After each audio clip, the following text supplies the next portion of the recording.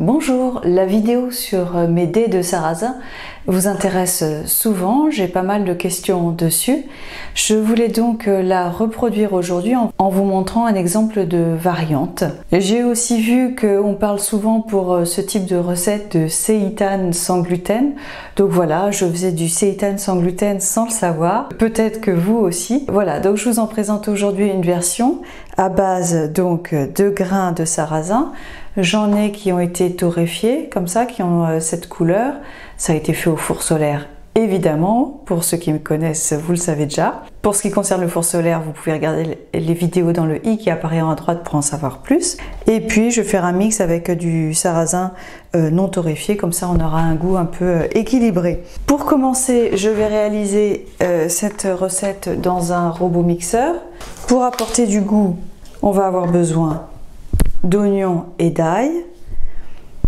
Je vais aussi ajouter des épices. C'est une épice un peu mélange sarrasin à base de paprika fumé.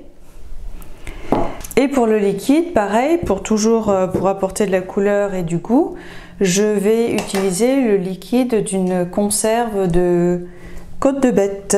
Ah, si j'arrive à l'ouvrir. Enfin voilà, si j'arrive à l'ouvrir.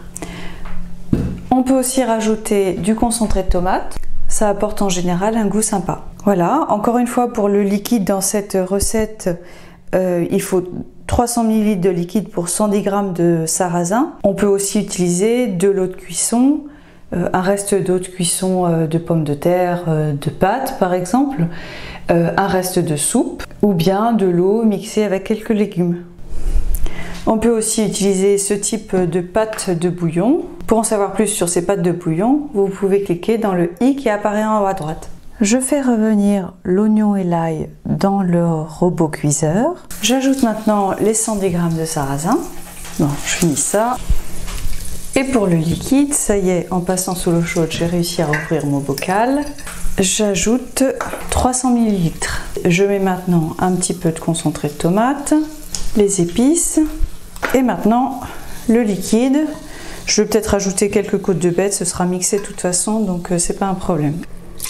Et je laisse maintenant reposer pour 2 heures. Voici la pâte reposée et mixée, donc on a quelque chose d'assez rose comme ça. Toc. Je vais verser dans un moule à cake.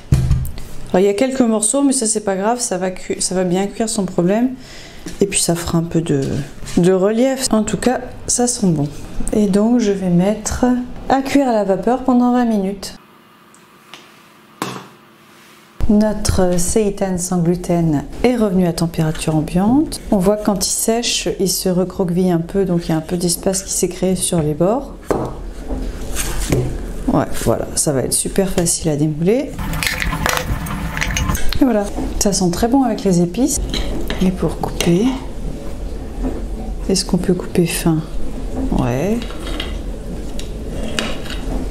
Et maintenant, vous allez me demander comment déguster cette préparation. Eh bien, coupée en tranches, vous pouvez déguster ces tranches dans des sandwichs par exemple, telles quelles. Vous pouvez aussi couper la préparation en dés ou l'émietter. Là, j'ai fait un peu les deux. Il y en a quelques fines tranches et quelques morceaux émiettés. J'ai rajouté un peu de matière grasse et j'ai passé au four. Ça peut par exemple remplacer la viande hachée. On peut aussi faire frire les dés à la poêle. Dans cette liste de lecture, vous trouvez plein d'autres recettes avec du sarrasin, notamment les galettes, de délicieux petits cakes au sarrasin sucré et les chips de sarrasin. Sans oublier les dés de sarrasin préparés avec de la farine de sarrasin et non les graines. À bientôt!